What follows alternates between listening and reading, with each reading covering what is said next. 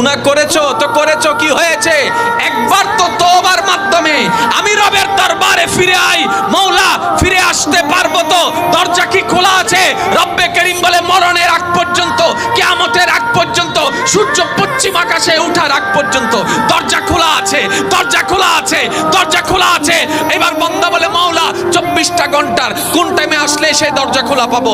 রব্বে করিম বলে আরে ব্যাংকের দরজা খোলা থাকে নির্দিষ্ট সময়ে, অফিস আদালতের দরজা খোলা থাকে নির্দিষ্ট সময়ে, এমনকি ঘরের দরজাও খোলা থাকে নির্দিষ্ট সময়ে, এর বাইরে যাই না। কিন্তু তোর রবের দরবার এমন একটা দরবার 24টা ঘন্টার যেই কোনো মুহূর্তে তুই আসবি, তোর রবের দরবার তোর জন্য খোলা থাকবে।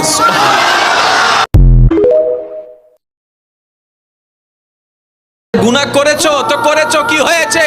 একবার তো তওবার মাধ্যমে আমি রবের দরবারে ফিরে আই, মওলা ফিরে আসতে পারবো তো? দরজা কি খোলা আছে? রব্বে করিম বলে মরণের আগ পর্যন্ত, কিয়ামতের আগ পর্যন্ত, সূর্য পশ্চিম আকাশে ওঠার আগ পর্যন্ত দরজা খোলা আছে, দরজা খোলা আছে, দরজা খোলা আছে। এবার বান্দা বলে মওলা 24টা ঘন্টার কোন টাইমে আসলে সেই দরজা খোলা পাবো? রব্বে করিম বলে আরে